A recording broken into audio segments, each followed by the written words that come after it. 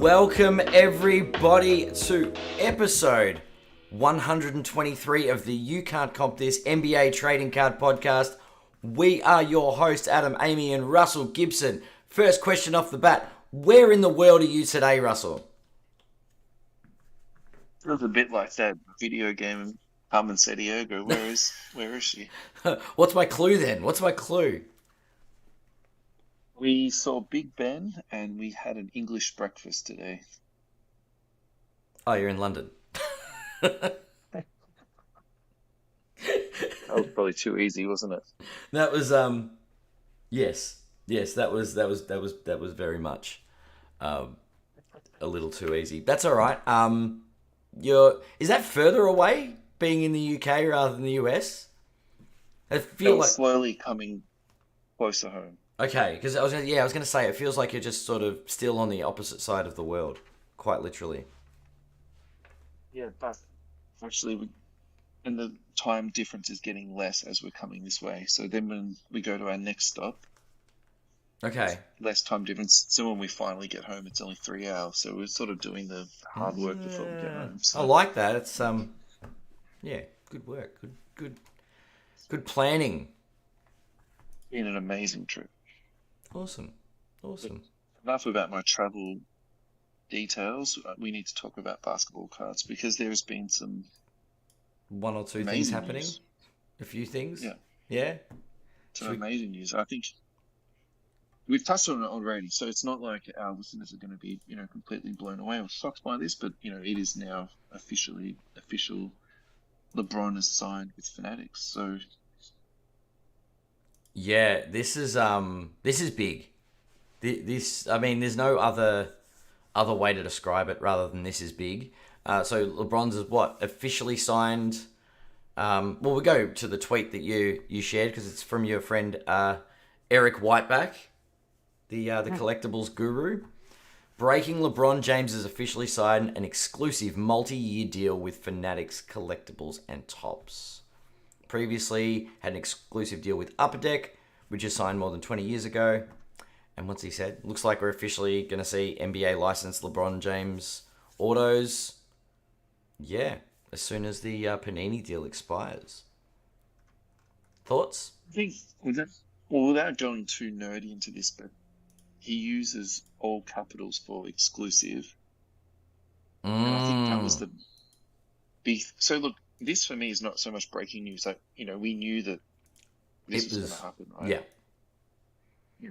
So I think this is, part that's really news for me is the exclusive part. And I think this is the important part because then basically we know we're going to get, unmetered, unfettered LeBron James collectible stuff. And I think that's really important. And again, I don't want to go back into too much stuff that we've talked about on this previously, but I think he has been missing from the hobby. And I think it's...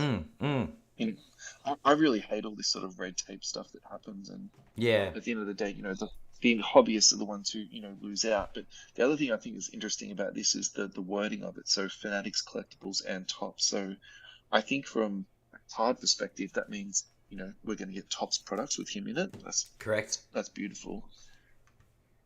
And then the Fanatics Collectibles wording, I did a little bit of Googling on this, and I think that also means other NBA card products, whatever they're going to be called and whatever Fanatics is going to call them, but it's also going to be jerseys, it's going to be balls, it's going to be, all that full currently licensed stuff that we're seeing at the moment. So it's definitely going to be a complete package of stuff. It's not just cards. And you're right, it's not something that is sort of has caught us by surprise. Do you think we're going to see other players now jump? Like I spoke to you about this pre-show. Is there a chance that Luka is no longer going to be Panini exclusive and might jump across? Is LeBron the beginning? Is he the I don't know, the war chant, so to speak, of the Fanatics movement? Because it's a big signing. Do we see Jordan jump on? Does it become a competition now? I don't know. Is there a ripple effect? Is my question. So what I wrote in the notes in our sheet was Wembanyama. Yep. So they've already got, the easiest prospect to gather, and they've signed him. So you know that he is going to be the most important hobby person. Like, it's just he's the most clear number one that we've had, for a really long time, and there's a very big gap between 2 and 3, and on and on. For sure, yeah. They've got him, and then I think, look, I don't think Caitlin Clark is going to matter to everybody, and I think this, next couple of sentences that I say is only going to touch on, 20% of our listenership, but I think Caitlin Clark is like the male equivalent of that might be Kareem. Okay. She might go on to be the all-time leading point scorer in the WNBA. Like, that's the type of talent that this person has. So, I think the momentum behind WNBA is definitely increased, in terms of the sport and the popularity. And then I would also say too, we've had very incremental gains in the WNBA trading card space. It's nothing big. I'm not going to blow the doors off with this, but I also think that's very important. So the thing that's also been on my mind too is, think about how Fanatics has been so aggressive with the other sports taking over the licensing before the license deal has ended. So it seems to me that instead of them just taking over Panini's stock, instead of doing that, they're just putting all their cash into signing, the next wave of people. Because I have no idea what they paid LeBron to come across, but it would not have been cheap. Like, I feel like he's someone that demands quite a high price if you're going to deal with him.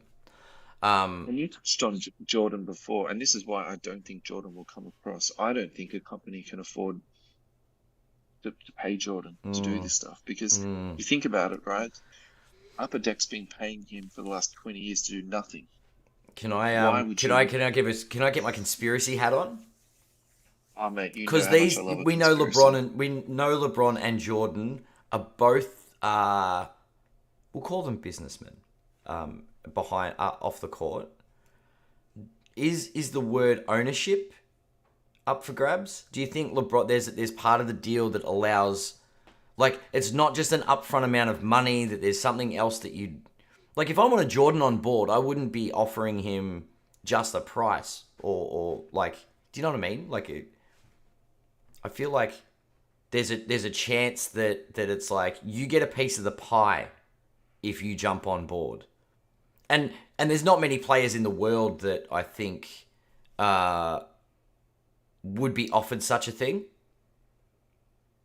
And I think the only two basketballers that would be offered anything like that would be LeBron James and Michael Jordan. But and I don't know, in 20 years it might be Victor Wembanyama. But yeah, I think at that level, and if Kobe was still with us today, I think that it would be the same. Like, it's that caliber of player would be, we're not just going to pay you a certain amount of money. You get a piece of the pie. You get a piece of the Fanatics pie. And that's just spitballing and theorizing, but I don't know. It's one of those whatever it takes to get those big names. And I think LeBron's the flagship, but if you get LeBron and Jordan on board, God, you've done a job. I like your idea, and I think it's actually like a very creative thought process. But I think the reason why Jordan won't do that is he's already got his own brand.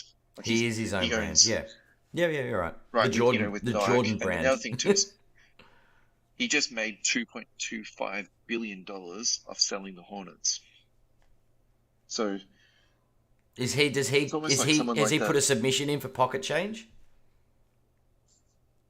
Like, guys like that, I don't actually think, would they even care about owning a piece of Fanatics? And also too, more to the point, I don't think he's interested in signing autographs. If he wanted to be part of the hobby for the last 20 years, he could have made that happen. He would have very easily been. Yep, you're right. Do you know what I mean? Like, yep. I don't think this is a real conversation? Do you know what I mean? It's like, yeah. I don't think it's a matter of him wanting to be. I think it's I think the background of the hobby wanting him to be. Oh man, God, does him not wanting to be part of the hobby steer the GOAT debate? That's a different discussion. Where we'll park that for another day. But yes. Yeah, I think that's too deep. So let's talk about LeBron because I think Yeah. there is some hobby relevance here. Hell yeah. So John O'Michaels, who listens to our show, I would say religiously, it's fair to say that. So John, I hope you're well. I saw him posting on one of the pages that he moderates. What will this do to the hobby value of that? Mm. So I'll turn that over to you, and then I'll let you know what his thoughts were in that space. Um, I I don't think it'll impact historical prices because there's still a scarcity with the past product. I do think well Kobe autos were around for ages. I don't Do you know what I mean? Like it hasn't really affected prices. It's just availability. The demand is so high that I don't think the I call it the lower or middle end will be affected. At the top end, we might see some impact, but yeah, I don't think historical stuff is going to change because there was also scarcity. It's not like we're going back and printing. Do you know what I mean? Old LeBron cards and getting him to sign them. It's all new product. Is this LeBron in year Yeah, 21 or retired LeBron? Do you know what I mean? It's not. definitely. I don't think it's going to impact in a negative way. But yeah, Yeah. I'm curious now to know what Jono John has thought. said he thinks that the prices will go down, Hmm. which I think is a really interesting take on it. And so maybe what his perspective is just a pure numbers thing. So if you have 10,000 of something and now there's going to be 30,000 of them, the demand is going down. I mean, look, I'll sort of sit somewhere between you and Jono because I think some of the LeBron stuff is going to go down. And the stuff that I'm very wary of is the Irish stuff. So I think his high school autos is what's going to really suffer because Hmm. if you're paying, say, 1 or 2 thousand for that, or you can get timeless moments. But can you imagine like a LeBron timeless moments or a LeBron sneaker spotlight? Yep. I know. Would you rather put your money into, an Irish uniform or that? Like, come on, this is not a conversation. Like, You think it's just going to shift the market a little bit? yeah, Yeah. Yeah. That's a yeah, good. I definitely. like that. I like that.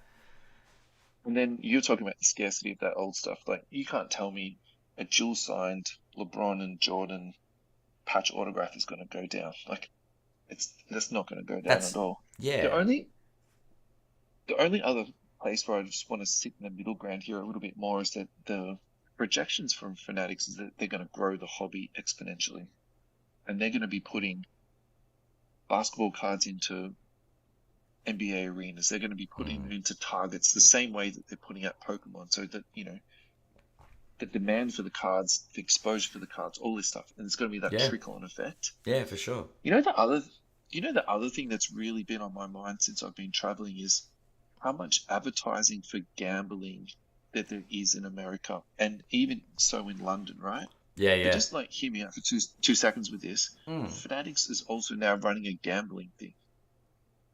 So can you cross promote your gambling hand in hand with sports card and memorabilia? Or more the relevant question is, would you think Fanatics would actually do that?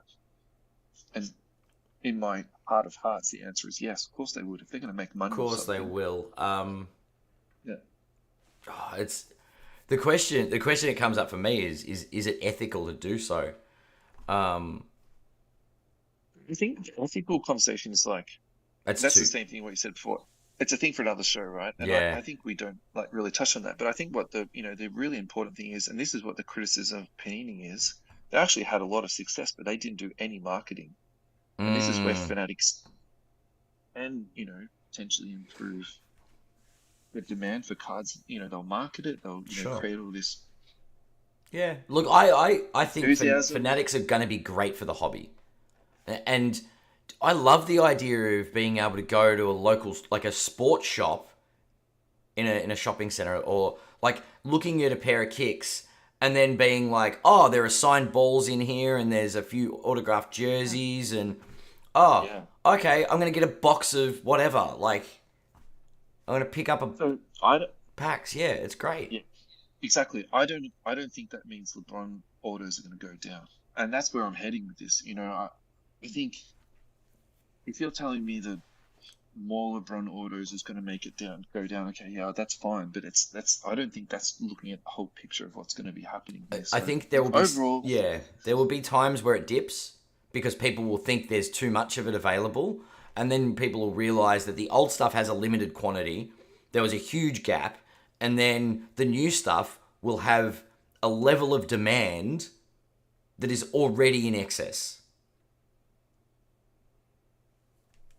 or that you could say you got in early now that the demand's actually going up higher. And I Yep. think that we can't ignore that argument. I think that's Yeah. probably, and that's where I'm gonna like lay with this, to be Yeah. honest. Yeah. I'm good All with right, that. so let's go from maybe the most positive story that we've had in a very long time to quite potentially one of the more negative stories that we've had for a little while. Ja Morant is out for the rest of the year. So but I think, Yeah. the thing for me that's I'm sort of sitting here chuckling a little bit, and that's just my Schadenfreude just like totally coming through right now. But we sat through, we were very patiently waiting for Ja to come back from his suspension. Mm-hmm. There was this huge excitement with him coming back. The Grizzlies were surging. It was all looking, really amazing. And Yeah. then this happens. Like look, it's really it's bad. This is not a good thing. No. But I think the take or the thing I want to get from you is what does this mean for Ja Morant in the next 12 months? And what does it mean for Ja Morant in the next 5 years? Like, where do you sit with this kid now? Because Al, our friend of the show, one of our main listeners, he's been calling him the modern day Latrell Sprewell for quite a long time now. And, I know Al's going to be sitting there saying I was right already. So, It's got Latrell Sprewell vibes. Well, I'm going through the Facebook page. I tend to agree with Joe, Joe Fu, Shaq Fu 32, who has said that Jar's on the Derrick Rose career trajectory. Um, I hope not. I really hope but not. see, I don't actually agree with that because Derrick Rose was an MVP by this age. True, true. So I also think you that could say Jar he's could a have poor been. man's Derrick Rose. There we You go. can't say he's Derrick Rose though. He's definitely not Derrick Rose. But He's not a poor man's I Derrick Rose. Do you know what I'm saying? certainly, I think he's an MVP caliber player. Derrick Rose won an MVP. I think. Do you remember how good that kid was? It was wild. Kid was all right. Kid was all right. You're fair, fair. Um, but you saw the return a couple of weeks ago, or a few weeks ago now, when Jar came It was back. awesome. It was like nothing hadn't missed a beat, straight on the floor, and I was happy. I was like, oh, he has learned his lesson. He's ready to ball out. He's ready to put this team on his back. And I reckon the Grizzlies might be pushing for a play-in spot. And like he overtook Detroit's record within a few games. He had 3 wins before Detroit did. But and then to see this injury, it's just it's a cruel game, basketball, when it comes to injuries and things like that. Yeah, it's really sad when you see someone in their prime go down like this. And I think as long as Jar does the work, like he's shown that he's done the disciplinary stuff, as long as he stays with a clear head, does his rehab, and comes back and does all the right things, I don't see him not being a relevant player. But hobby-wise, I think this could be a struggle. Which is sad because I got a couple of jars, but yeah. So, so why don't we just read the next comment? Because I think the next comment is probably where you just finished off, and probably where I'm sitting with, if I can be perfectly honest with you. Sure. So Corey Gilbert says, keeping all my jar and might even jump on some cheap ones over the next few months. And so I think if you again go down through the comments a little bit more, and I can't verify this in terms of the accuracy of this, but I would also not disagree with it either. Torn labrum isn't a big issue long term unless there's an underlying Mm. structural issue. Most people tear out the front and are able to bounce back. So again, I used Dr. Google. I had a bit of a look into this. There's nothing to say that in 12 months he won't be back. I think Yeah. the other thing, think about the horrific injury that Jamal Murray had. Yeah. Okay. When you watch him play now, you don't think too. The No. sports science is so good these days. Yeah, for sure. I'm not fussed about this, like, frankly, at all. So look, that's probably where I'm sitting. I think he's going to get crushed though, because this is now the second thing in 6 months, which is Yeah. not It's fantastic. relevant. Like, It's let's be honest relevant. here. Yeah. And I think even, look, I'm not invested in this guy, so I'm saying this from a very objective point of view. I feel a little bit deflated with Jar. So I think if you're holding Jar and you've just bought into him, I think that feeling of, disillusionment is real. So I'm actually anticipating he's going to go down quite a bit. The here we go again scenario.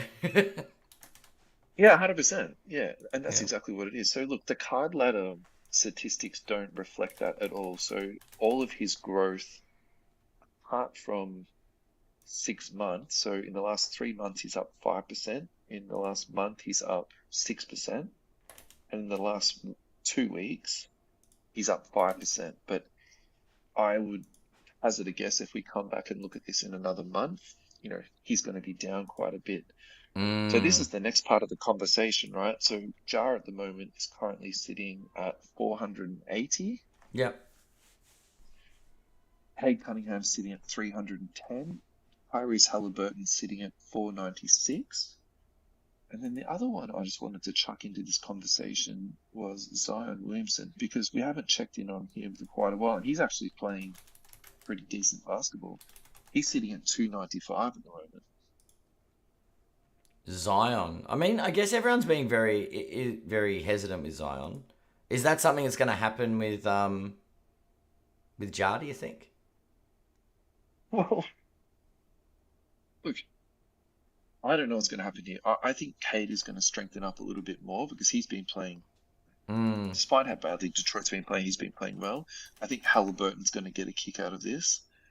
And I do wonder if a bit of cash comes out of Jar and goes into Zion. Yeah. Yeah. Surprised how low Zion is at 295. I'm not surprised. Because he goes through his spurts where he looks amazing, and then he's and then season-ending injury, or I don't know, spends too long at a burger joint and gains 100 pounds. I just he does there's always something with Zion. He hasn't had a trouble-free season yet. So last month he's down. Sorry, after you. No, I just think I just think everyone's got the buyer beware.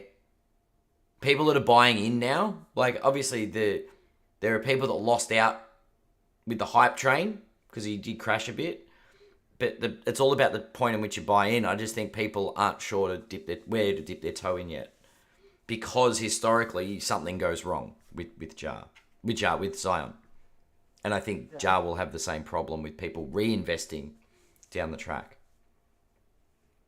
I'm not trying to say something that would create a headline, but this is not buyer beware. This is it's a crash. It's a very steep decline. So in the last month, he's down 25%. The last 3 months, he's down 46%. The last 6 months, he's down 49%. And the last year, he's down 66%. We're talking... People are off Zion. They're well and truly off. The irony is he's actually playing pretty well, and the Pelicans have got a good record. So what needs to happen then to change his $300 price point? I think it's a sustained period of excellence. Because I think there are even time the ship rights itself when the Pelicans go on a fairly decent stretch, but we've seen once again historically, all of a sudden something hits the fan and the Pelicans are in the toilet. Zion's out for 3 weeks. There's inconsistency again. So my question is, if Zion is good through to the postseason and we don't see any nonsense, does this tick up, or do we stay? Is this the floor and we sit here? And I've got no idea. Because, yeah, I don't know. So, if it stays here, that basically just means that all the people that were holding these cards weren't hobbyists. They were just like literally flippers and Sports people card outside of the investors. hobby coming in. Yeah, right. So, I mean, that's an interesting, piece in itself, right? Okay. Cade's an interesting. Like they're all of these players have got an interesting story. I think Cade's going to be a story that's going to evolve, given how bad Detroit are at the moment. Yeah. Zion, but you're right. Zion's balling out at the moment. So when's that going to be reflected in the hobby? I don't know. Once bitten, twice shy. And that's probably my concern with Jar as well. Like, the injury, we'll see how he comes back from the injury. He came back from the drama pretty quick. Like pretty healthy. Because it wasn't an injury. So we'll see how he deals with an injury. Like a season-ending injury. But I think he'll be okay. He's not 38 years old. Like, if LeBron was getting this surgery, he'd be in retirement, right? He probably wouldn't get the surgery. He'd probably just play through it at this point, wouldn't he? Correct. So, I don't know. Or they'll do something else just to get him through. Hey, look, final thought on this and we'll move on. But of these four guys, Zion, Tyrese, Cade, and Gar, what would you buy right now? That's a good question. Kind of fun, right? Tyrese. Halliburton. Yeah. And I know it's basically paying double compared to everybody else, but yeah, I'm on, I think Tyrese. With Cade, I actually think we've missed the train because he's up quite a bit now. He's the ship is righting. I think I would be monitoring Zion's and seeing where the bottom is and trying to jump in pretty close to the bottom. Like that 295, that's super interesting. It's very tempting, that's for sure. I don't know. EJ Trader Cards, EJ Cards, our beloved sponsor who've been with us from day one, are having their 4th anniversary trade day, Sunday, the 4th of February, Shop 3, 2 to 4 Whitehorse Road in Blackburn, 10 a.m. to 6 p.m. Designated kids trading card zone. You're not allowed to do that joke this time, Ad. All right. Which will be staff supervised. It doesn't say adult supervised, though. It says staff supervised. You notice how they've used that wording so that RIMP can do the supervision? That's pretty funny. You know what I've noticed this time round? RIMP, we love you. We love you, RIMP. But bottom right corner of this advertisement, Extreme Shot Basketball Machine Tournament. I'm excited. I am gonna make sure I am down there. I would like to speak to Rimp, to Jules, to everybody down at EJ's. I would like to know if I'm allowed to sign up for the tournament. I don't know. Maybe we should go down and commentate. That would be. We'll be You're going to challenge me to a shootout. Yeah, a shootout. We'll have a shootout, and we'll be like, in all those basketball movies, you've got the 2 courtside announcers. That'll be us. You know the ones I'm talking about. Oh, this could be this could end spectacularly bad or spectacularly well. It could be like, way, I think. What a great show that ended after 125 episodes that we got cancelled. Free drinks and snacks all day. The return of Carson's Pokemon 4th anniversary box, discounted singles, and they do good discounts on the days. They usually do 10 or 20% off. Anyway, something significant. Mega NBA mystery boxes, live openings. It's going to be great. So, are you coming down now? I am coming down. It's Sunday, the 4th of February. I do not have any plans at this stage, so I am going to lock that one into the calendar. I will be down for sure. Yeah, I should put that into the calendar too. All right. Awesome. Beautiful. Yeah. Well, I guess we say thank you to EJ Cards as well for being such a a long-time sponsor of the show now. Yeah. New Year's resolutions. We got some listener feedback on this. Jared Begg, to try and finish off some Westbrook rainbows and acquire more high-end Jordan inserts. And yeah, definitely that's on my radar too this year, getting some Jordan inserts, I think. It's almost a no-brainer for a collector, isn't it? Yeah. What have we got? Who's next? Matthew Hull.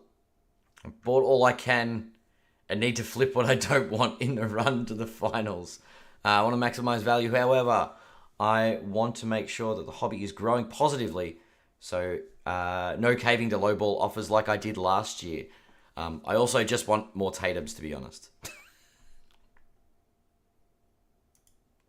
Selling cards is hard because it takes a lot of effort to list them and all this sort of stuff. And then,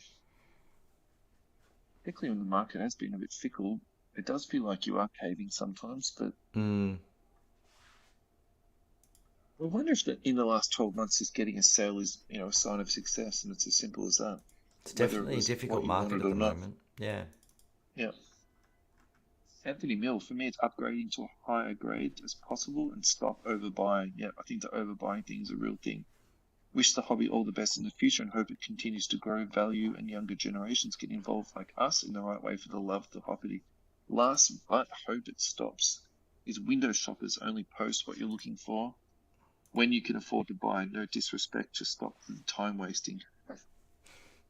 I'm not too sure how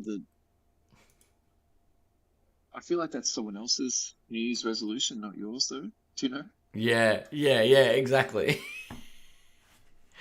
What have we got? Ados. He's got a few resolutions here. I like this. Number 1, stop buying raw cards off eBay. Too many cards are returned with defects not mentioned in the description. eBay is tightening up on everything, which I think is good, including auto payment for sellers. Number 2, choosing a team to follow. I think I'm a Nuggets fan. Number 3, consolidate smaller value cards into bigger value cards. I think that's a really good one. Number 4, get to the gym 4 times a week and follow macronutrients.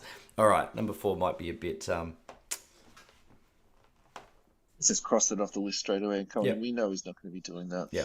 Oh, come on. It's January. He might be following it for all of 3 days. Who knows?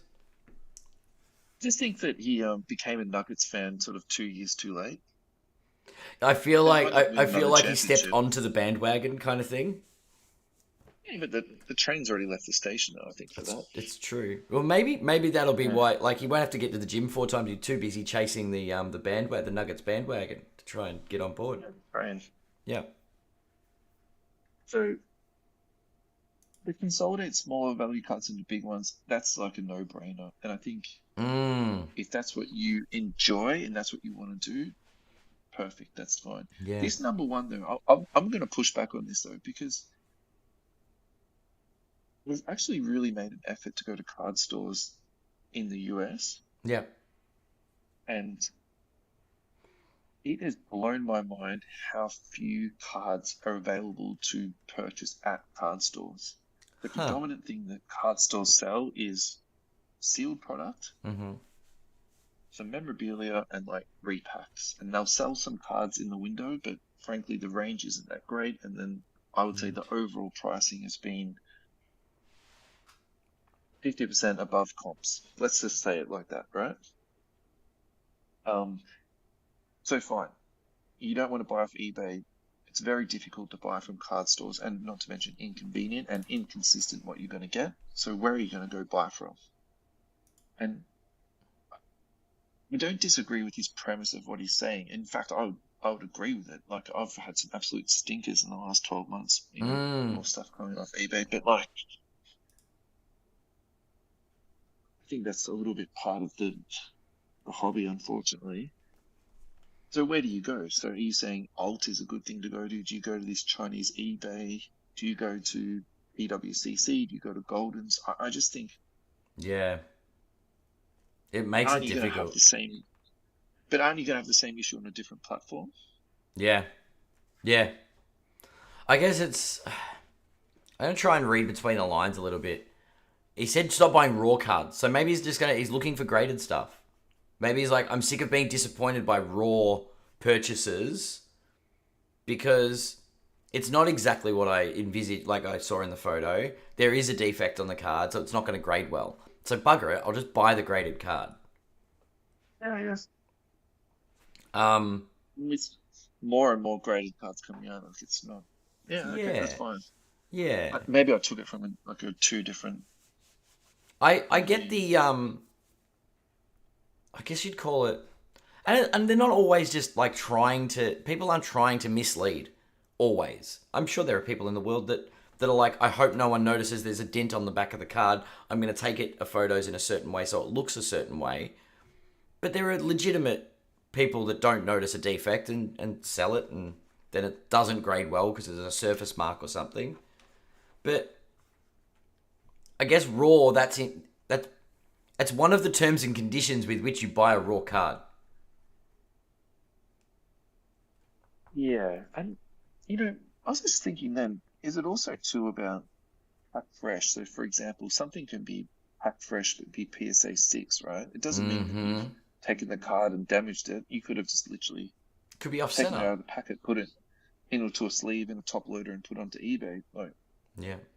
I don't want to go down this rabbit hole. Actually, let's move on. This is Um, getting too deep Let's go back to the philosophically. gym. Ti- Timothy Price, a couple of higher end value Tatum sets. The second person that's talked about Tatum. I actually think Tatum is hot property at the moment. I want Sneaky. to have added to the PC prior to year's end. Sneaker Spotlight. Yeah, beautiful. A downtown. I don't have, and a Kaboom. I don't have. Still chasing other Tatums with targeting adding these before the end of the year. Yeah, Timothy, that sounds perfect. Yeah. What do we got? Oh, we've got. Well, Luke's just said try and pick up a LeBron auto. Well, we've just said that's going to be a whole lot easier. So maybe that's a 2025 resolution. Is that when Fanatics take over?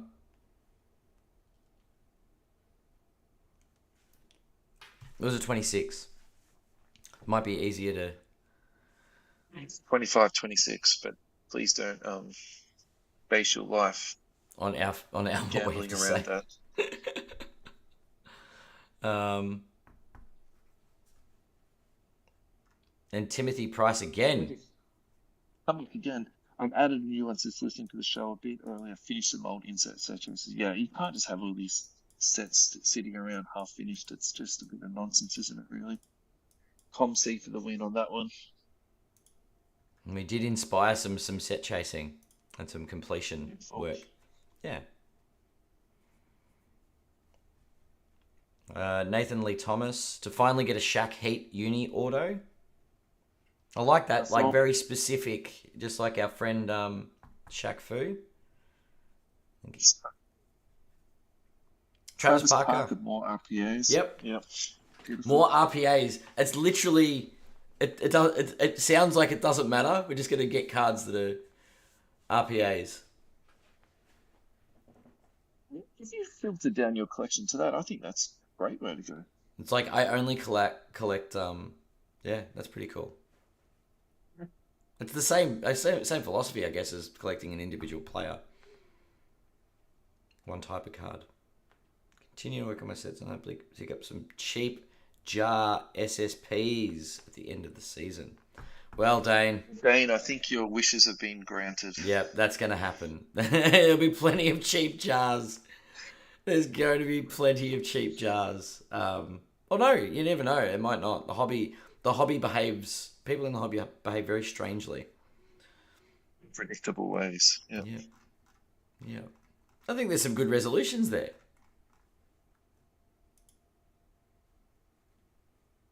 It's really cool. So thanks everyone for chipping in for that. And Yeah. yeah, please keep the socials coming. From at Woj ESPN. ESPN sources Clipper star Kawhi Leonard has signed a 3-year, $153 million contract extension. Adam, I'll send this over to you first, and you can answer this in a basketball perspective, or you can answer it in a hobby perspective, because Hobby perspective, I'll start with the hobby perspective by giving a moment's silence because that's how I feel Kawhi is in the hobby. But yeah, like from a basketball perspective, I think that's really good for Kawhi. That's what's his per So it works out as probably, if you prorate it to playing a full season, he's probably on close to 300 million. Because he only plays half the games, doesn't he? I'm being I'm having a dig at Kawhi right now. I think the reasonable joke to make because he hasn't played a lot of games, but to me also the timing of him now playing a lot of games and signing an extension is very coincidental to me. I think it's look, I play a bunch of games in a row. I'm not going to do what I used to do. Extension signed, Kawhi out for the... You watch, Kawhi will now have a bit of a break, I think. It's hard work signing contract extensions. You might need a few bit of load management.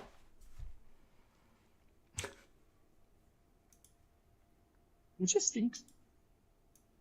think this is really important for the Clippers because essentially they've gone all in on this team, and now that they've added James Harden and then they're going into their new arena next year, I think that was the whole narrative, is that they didn't want to go into this new arena in Inglewood sort of undercooked and they weren't going to have a good team. They wanted a lot of momentum there. So I think Kawhi Leonard's health is really important to that.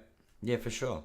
The prospect of losing Harden, Kawhi Leonard and Paul George all to free agency, I think, is horrific. So, what are they paying him? $50 million a year? Mm-hmm. I mean, that to me sort of gives me nightmares personally, but also too, what was the second choice there? That's where my sort of mindset is going. What are you going to get back for him? Where are you going to bring someone else in? You 40 games a season out of Kawhi, or 40 to 50 games a year out of Kawhi. Is that better than random prospect X that you don't know what you're going to get? And Kawhi's got a pretty impressive CV when he is on the floor. So that's exactly what Lawrence Frank said. So Lawrence Frank is the GM of the Clippers, who is frankly a guru of basketball. I actually respect what he says and what he does a lot. I've got no problems. But basically he said, how did he say it? He said, so Kawhi Leonard can't play a full season of basketball, but not everybody can play basketball at the high level that Kawhi Leonard does. So when he's right, he's one of the the best in the league. Is correct. I won't push back on that. So that's my sort of basketball take on that. My hobby take on this, though, is that I don't think this is going to move the needle in any way, shape, or form. Yep. And actually, my hobby opinion on Kawhi Leonard is that he is one of the most steady or stable commodities, and I'm using air quotes when I'm saying this, that you can buy in basketball. Because I think even if he never plays another game after today, his resume is just impeccable. Yep. And the amount that he's signed is so low that, all of his RPA stuff, any rookie auto that you can get of this guy, I personally think is probably double under comps or maybe even under triple. So yeah. Now, do I have anything objective to back that up with? No, I don't. And we've been talking off air about doing a Kawhi Leonard segment for a while, but I just haven't been able to put it all together in any logical sort of way. So that segment is coming, but we're just trying. We need to find a way to make it more fun than Kawhi himself, because we know he's a fun guy. I think it has to be fun. I just think the narrative, we have to somehow say the narrative. You just need to demonstrate to people just how amazing this guy's resume has been already. You know what I mean? I think that's anyway. So that's my Kawhi Leonard thing. All right, going from one veteran to another. So Draymond Green's been reinstated. I thought his press release about this was very Draymond, in that he spoke to Adam Silver, and the conversation involved him wanting to retire because he didn't want to be without basketball and he didn't want to deal with this anymore, and it's just the easy way out. And Adam Silver talked him out of a rash decision. Is there any more of a Draymond Green thing to say? I don't know. If he accidentally hit Adam Silver during that conversation, maybe it'd feel more Draymond. I don't know. I have to say, it was a pretty stiff penalty for what he did and what he ended up. So he got 12 games in the end. I don't know. I feel like it's a severe penalty. It's a track record thing though. It's not his first offense. Oh, yeah. It's definitely the track record that is what added to his penalty. It I don't is, but I know. think punishment and crime. I don't think.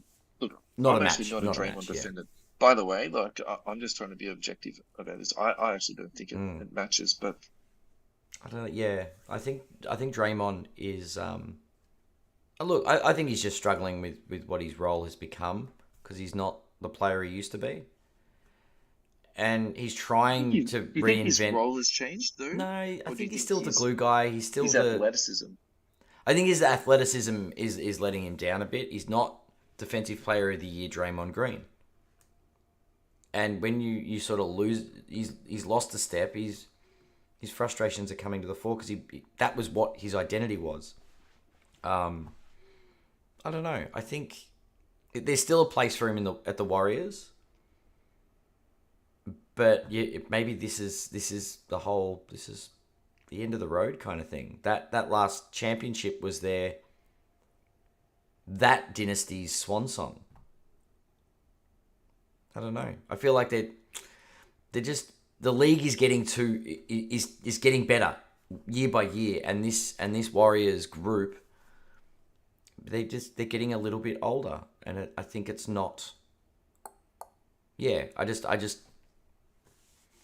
think they're gonna try and reinvent themselves. Something drastic is gonna happen eventually, but at the moment, the Warriors are a shadow of their former self. We'll see what happens when they're healthy, if they can get healthy. On that, there's other news. If we want to talk about that at the same point. Yeah, look, I agree with you at the end of the dynasty thing. And I've already said this. I think it's a really just sort of sad, slow death that this team's dying, and Wiggins is just in an absolute hole, and Klay Thompson, his good games seem to be almost infrequent now, and no Draymond, really, really hurts this team. And look, Yeah. I think if you're trying to find a silver lining out of this, and I think if you're trying to find some hobby relevance out of this, is Kuminga, because it's obvious that the person Yeah. who's benefited the most from Draymond Green's absence has been Jonathan Kuminga. Sure. Look, my gut feeling all along with Kuminga was that he was going to be a very slow burn, just for the fact that he was on such a veteran-laden team. I think that was always going to be the way. He was not ever going to get opportunity quickly. Yep. So I think now is a really good time to be like, is Kuminga a good purchase or not? I think that's that's where I sort of sit with this personally. The hobby value of Draymond Green. I always try and tie this back somewhat to card value. Look, the best I can really find here is a 2012 Silver Prism PSA 9. I couldn't even find a PSA 10. Yeah. That last sold for 192 USD. The population of this is 18. Look, I actually think that's a very reasonable price for this personally. The real, the topic of this segment is Draymond Green being reinstated. Do I think this is going to have any impact on his thing? This is to me is like Kawhi Leonard. Like, if this guy never plays again, his hobby value is set. Yeah, you know what I mean? I don't think true. he's going to That's go up. true. I don't think he's going to be going down. And I'd probably say, if anything, this is probably a very good long-term buy. Yeah. I don't think this is going to, go up. I don't think this is going to go down. I think over time it's going to go very slowly upwards. That's what I think is going to happen. Yeah. Look, there are players once they're in that twilight of their career that whatever happens at this stage isn't really the thing that impacts their hobby value. Like, the career's been played out. And he's had more success than 90% of the league ever has had. He's been amazingly successful. So, true. Look, I've got a lot of respect for him. I just find it very painful, like the way this is all just like Watching it. Well, I think, and I'll lead into the next bit of news, and that's that Chris Paul is expected to miss 4 to 6 weeks, and I think it was a very. I want to choose my words carefully because I don't want to say desperate, but it feels like it was a desperate move by the Warriors to stay relevant. Chris Paul on this team, like, it was adding another point guard. Steph Curry's their point, right? And yeah, I get if you have one of those two on the court at all times, things are in good hands. Like the ship is being steered quite well. Um, but yeah, I think another old veteran on an already aging out like dynastic team is not going to right the ship. I think they need something young. They needed youth. They needed some like to re-energize their list, and Chris Paul in waves looked great, but I think it's making the same issues more glaringly obvious with the injuries, and now Chris Paul's got a fractured hand, left hand, and he's out for 4 to 6 weeks. So I don't know. It just sort So of adds to the problem. can I give you an alternate take on that? Ooh, So they traded basically Jordan Poole for Chris Paul. Would you settle on that as a very crude summary of how the transactions happened? relatively speaking, yes. Yeah. Jordan Poole is currently dead last in the league with a plus minus of minus 342. So um, if you say to me, would you trade someone with a plus minus of minus 342 for arguably one of the better point guards of our generation, but he's in the aging part of his career? I would say most people will be like, yeah, that's totally fine. Like, I'll wear a little bit of age, knowing that our team's going to be, over the hill anyway. The other thing too is they've actually got enough prospects in this team. Like, do they need another Jordan Poole? They've got Jonathan Kuminga at 21 years of age. They've got Moses Moody, which is he's probably the one that I'm surprised hasn't, had a bit more uptick. And then they've got this kid that's just come out, Brandon, excuse my pronunciation, Podzemski. Steve Kerr has come out and spoke about him multiple times, saying that he's going to be played. He loves the kid, on and on and on. Okay. From my own little prospecting pile, Jerome Robinson's on the team. I actually quite like him. I'm sort of surprised he hasn't gone further. Yeah. You know what I mean? Like, oh, look, matter, all right. Jordan Poole. Like, the guy's an absolute head case. Reframing the Chris Paul deal as we got rid of Jordan Poole and turned him into Chris Paul. That seems like a good idea. That's a no-brainer. Like, yes. Yeah. I don't know, but would they got more of just waiving Poole rather than getting Paul back? If you can get something for Jordan Poole, you do it. And that's what they did. They turned something into something.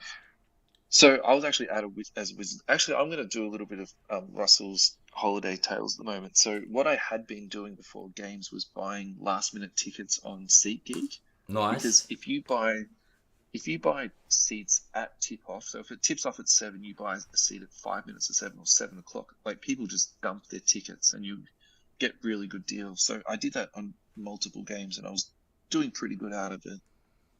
When the Wizards played at home, the Knicks came to town. And I didn't factor this in at all. And then the Knicks bought out all the vacant seats. So it was really difficult. So in the end, I just took a seat in the third arena part. So it was, look, it was a fine seat. Every seat in the stadium is pretty good. You can see the whole thing. But it was not what I was planning at the start of the night. Let me put it to you that way. The other thing that happened during the Knicks fans were chanting louder than the Wizards fans were. That's how many Knicks fans were in the crowd. But Jordan Poole did have a comical moment where he was leading the fast break, somehow took 4 steps, didn't get called for travel, passed to, I think it might have been Denny or Kuzma, and they hit a 3-pointer. So it was that ultimate sort of like, Jordan Poole moment. Yeah. But the whole time in my head when I was watching this, they're just abysmal, this Washington Wizards team, honestly. They're a train wreck. I just wanted to look up how many draft picks they've got in the future, and do they own their own draft picks in the future? And the answer is yes. So, okay, they do owe the Houston Rockets a draft pick in this coming draft, but it's top 12 protected. Yeah.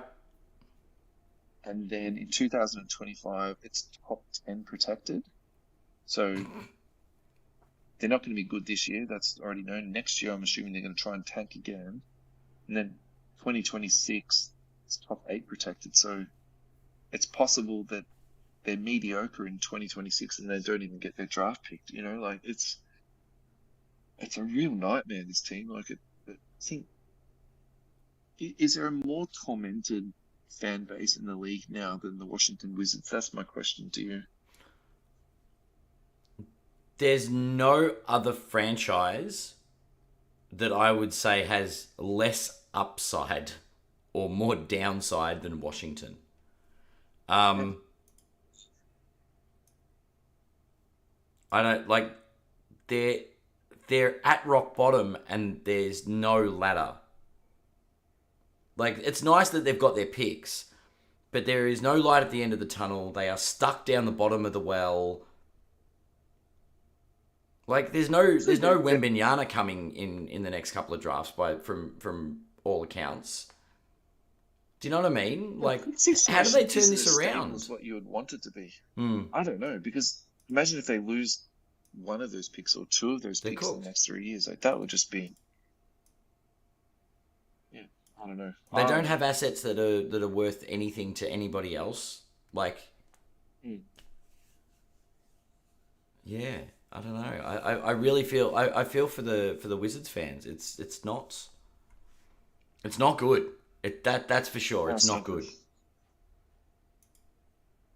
So the positives of that game for me was Denny Algebra. I thought he played with a lot of heart and he tried his best. Mm, And then I got to see OG and Anunoby again. I was so happy about that. I love watching that guy play basketball, so I was yeah, stoked about that. I thought we could do a quick check-in yeah. post Let's the Knicks and Raptors trade. So the Knicks are 5-1 since OG has joined the team. They won the first 5 games. They've dropped their last one. I think that's totally fine. Hobby-wise, OG in the last month is actually down 25%, which I'm really surprised about. It might be the fact that we just haven't had enough time to see some of the new sales coming through, yeah. so we can maybe check in again. But I'm I'm definitely shocked on that.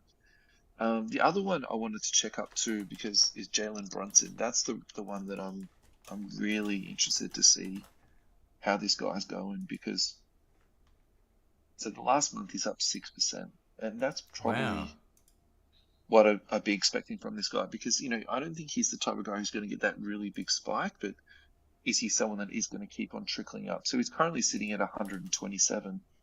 I think if we zoom out further on this guy, that's probably going to be the real thing. Oh no, I'm wrong. I'm wrong. I was going to say if we look at the last year, he's only up 10%. I thought that was going to be 50%, to be perfectly honest with you. Huh. I still think he's a good buy, honestly. With the way that he plays basketball and Yeah, no. all right, then the last one's Brunson's good. sorry, mate. What were you going to Brunson's say? good. Brunson's found a place Yeah, in New York, I think. So, yeah, yeah, I that's think it. yeah, it's not dropping anytime. We're not bottoming out anytime soon. I think he will be on an upward trajectory. It depends. It just depends on time. I think it's going to take a while for people to notice how good the Knicks are playing at the moment. RJ Barrett, the last month he's up 30%. I actually suspect that this is pre-trade movement because he was already playing well before he was, moved on. But he's been playing really well in Toronto, so there's no reason that's going to keep going up too. So it's Hmm. currently sitting at $64 for a PSA 10 silver. Yeah, Population on that is high though. It's 1,300. It's nearly 1,400. That's the only thing. Look, maybe that's $100 card. Maybe yeah. there's 40 That's bucks from in the it. Ja Morant school Yeah. of let's grade a lot of stuff. Yeah. Yep. Yeah. All right, second last item. So Hard Ladder. This is a sale that they put up. I'm putting this in because it's a Tim Duncan card too. So 1998 Ultra Tim Duncan Masterpieces. It's a one of one. So it's not just a regular Tim Duncan insert or card. Mm-hmm. PSA 7 came in at, but it sold for $42,000. I am actually shocked at someone would spend that much money on a Tim Duncan card. There's not normally this much money, going into, Duncan stuff. So I'm very warmed by this. I've personally felt that he's been undervalued for a really long time. So Hmm. I love this. I have a question about that. Like, so how many one of ones are there of Tim Duncan? Because I know if you go to 130 point, you can download a checklist of like all of the cards and that a certain player has. So that might be a factor. I don't know the answer to that, and I No. would say he would have 10% one of ones compared to what the modern players have, just for the fact Mm, that there's, multiple one yeah. of ones in each set, select, prism, mosaic, blah, blah, Yeah. blah. So given it's from 98 Ultra, maybe it's a yeah. I don't know. True one of I'm one at unfamiliar. I'm unfamiliar with the early one of ones. I guess we'll call it. But that's Alrighty, so this is a bit of an. Sorry, mate, what yeah. was. No. All good. All good. Let's move past Timmy D.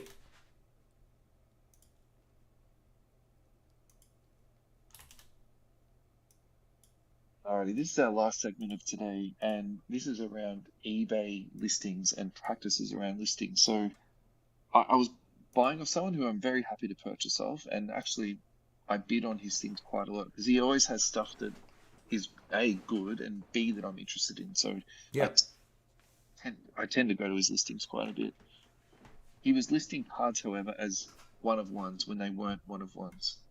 So he was using listing of one and one if it's 1 out of 10, or if it's 10 out of 10, he would also write in the listing 1 out of 1. So I sent him a DM and I basically said, look, I think this is misleading. And his response was, well, everybody on eBay does this. Which I don't really like that thought process. That's like the whole thing of when you're a kid and you're talking to your parents saying, oh, Billy did this. And they said, well, did you jump off a cliff at the same time? You know what I mean? Like, if Yeah. someone jumped off a cliff, It would you do it too? I think it's the it same doesn't sort of justify lesson. it doesn't justify the behavior because everybody else does it. Doesn't make change the whether it's right or wrong. Yeah. So his exact wording was, we also refer to the list of other sellers. And look, to be honest, I didn't reply back to him. I just left it as is. I Yeah. reported a couple of them to eBay. The automated eBay response was, we see no problems with this. I reported it as being misleading. Yep. Because that's my gripe here, is that people who are new to the hobby, who are maybe looking for one of ones, will put in one of one to think, oh, they're getting a bargain here, but actually the card is numbered to 30 or to 15 or to 99, Or not to actually 1 of 5. 199, like it could be anything. Yeah, yeah, yeah. Yeah, yeah, absolutely. That's exactly right. So Yeah. I've clearly put my line in the sand on this. I'm definitely keen to hear what you have to say about this. So We spoke a little bit about this off air. I've heard the yeah, we did. term eBay one of one since I Yeah. came back into the hobby and started jumping in breaks. Um, I've heard various people refer to the term, but I also on eBay calling something an eBay one of one or referring to it as a one of one. I agree with you that is messing with someone's search algorithm, like actually the search term. So if I'm looking for a one of one and I get eBay one of one, which is not, yeah, I can see how that would be frustrating. And I agree that putting it in the actual title is intent to mislead. Do you know what I mean? Yeah, Like, so I I suppose. think the description, like if I've got a brief summary of the card, and it's like, yeah, come and get this Kobe Bryant eBay one of one numbered 8 of whatever, right? Because, and I'll remember my first few breaks, like with Cherry, Grayson would always say eBay one of one if it was the player's jersey number. Or if there was any way to correlate the number of the card to, like, their date of birth, their mother's birthday, the number of children they have, like the ridiculous number of things that someone can relate the numbering of the card, the embossed number, back to the player, earns it the title of eBay one of one. But I think so I think the way I presented was like it was misleading, right? And Yeah. the way that the wording you used was Intent. frustrating in terms of Yeah. frustrating in terms of getting the wrong search results. And I think both of those perspectives is fine. Like, Yeah. I don't actually disagree with what you're saying. The only thing I would disagree with here though is like, so instead of saying one of one, why don't they just write jersey numbered, or why don't they just write I this like is how that. many children, or this is how many children the athlete has? Like, do you know what I mean? Why do they have Mm. to use one of one when that is actually inaccurate? And then again, in my mind, like misleading. So, because Yeah. if something was jersey numbered, that would be like, I understand why collectors go for the jersey numbered cards. It's a I draw get card that though, but 100%. it's an Yeah. audible draw card. Like calling it an eBay one of one. The term one of one pricks your ears up. Like It doesn't prick my ears up, mate. It it's a just gives me the buzzword, absolute. but it's a buzz term. And I agree. As far as putting it into a computer and typing a search, and it bringing up these things that aren't actually one of ones. Yeah. When I started this buzzword out, and I would like to have a word with them. I don't like this at all. The Urban Dictionary we would have a consult with the slang we use in the hobby. I would like to speak to the manager, please. Yeah. I'm curious to know what the listeners think. I should put a little post up on the group. Yeah, let's put a post up about it to get the general consensus. But Yeah. I'll probably just edit out all the ones that don't agree with my opinion. To be honest, I'm pretty, I'm pretty, I'm pretty set on this one, man. It's just damn annoying. Just, people will stop doing it. Time and a place, people. Time and a place. This is not going to be democratic. This next segment at all. Just giving you a heads up, everyone. Oh goodness. Final thoughts, Ad. What do you got for me? Um, I've got a few eBay one of ones out the back, but I'm not going to list them on eBay and put them in the. Oh, jeez. I'll list them as what they actually are. How's that? Yeah, that would be great. Thanks. Yeah, it's been a very a bumper to bumper episode. I think there's a lot going on. There's a lot to unpack in the league and in the hobby at the moment. But I'm happy. I like the way Barely things. segued, Adam. I'm proud of us. Actually, that was amazing. Yeah, we were on song today. I'll save some of my segues for some of our future discussions. But yeah, it's interesting. Like I'm sad, a little bit sad about Ja Morant. But going to try and be optimistic and positive about the future there.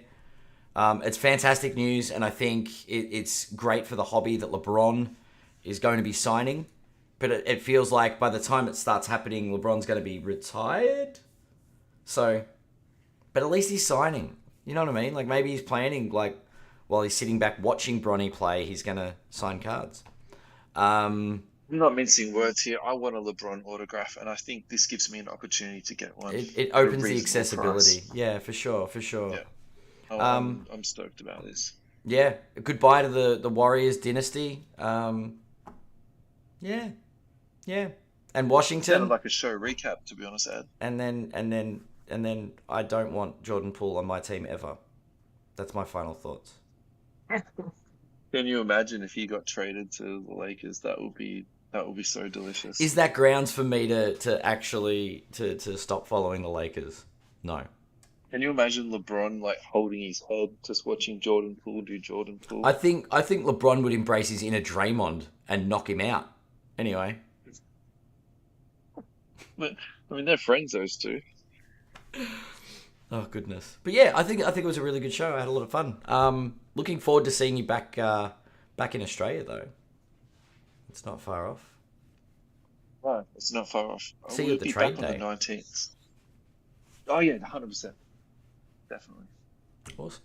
I'll be there. Alrighty, guys. My final thoughts for today's episode is Ja Morant. I think keep your eye on the pricing on that because,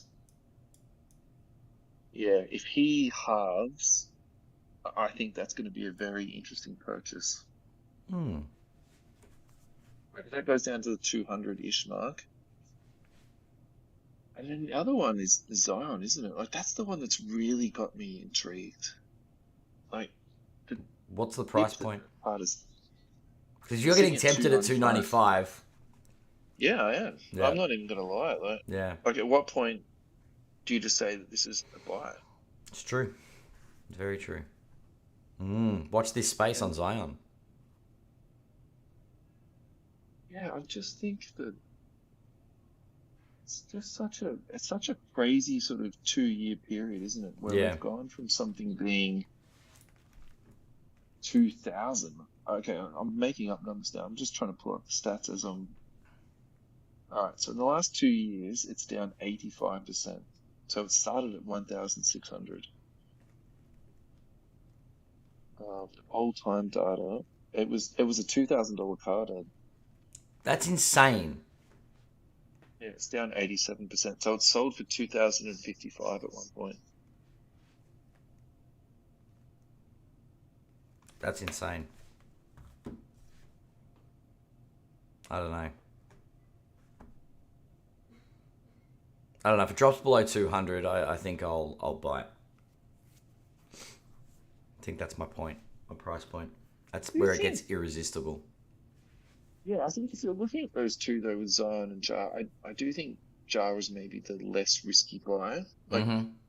I know he's a bit of a scallywag, and I get all that stuff, and then I Scallywag. get okay, you know what I mean. He's been a naughty boy, and I also get that his body He throws is more himself at the like game. Victor Wembanyama than LeBron James. Like I get that, but at the same time, this whole Zion diet, like I think that is a real thing. Yeah, agreed. You know, Agreed. and And that's I, probably I, that's I see the probably why risk the there. price I'm not is looking the way past it that. is. Yeah. But that's one giant dip, isn't it? You know, I'd love to hear someone's perspective on this that's not a card related person to say, like, these are the other factors that contributed to this. You know, Mm. people outside the hobby coming in, flippers, hedge fund investors that were jumping in on cards. Yeah. Yeah. Things that have impacted the overall economy, I guess. It's the card economy, that is. All right, I'm gonna leave it there with an unanswered question because I'm gonna be lying in bed, I'm sure, thinking about this tonight. Thinking about Zion, dreaming of Zion, And jars, and yeah, like Jar. what's happening in this space. Yeah. Alrighty, guys. Thank you so much, Adam. Thank you so much. Thanks for another great episode. Yeah, thanks to everybody. We're keen to know your thoughts on the eBay one of one situation. Yeah, we'll chuck a post for that. Eh? Yeah. It sounds like a plan. Yeah, just to trigger Russell even more.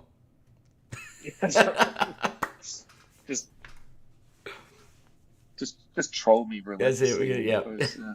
You can put the post up so everybody, please invite everybody to troll you. God. All right, guys. Yeah. Until next week, we'll yeah have a good time. Hopefully, pick up some good buys.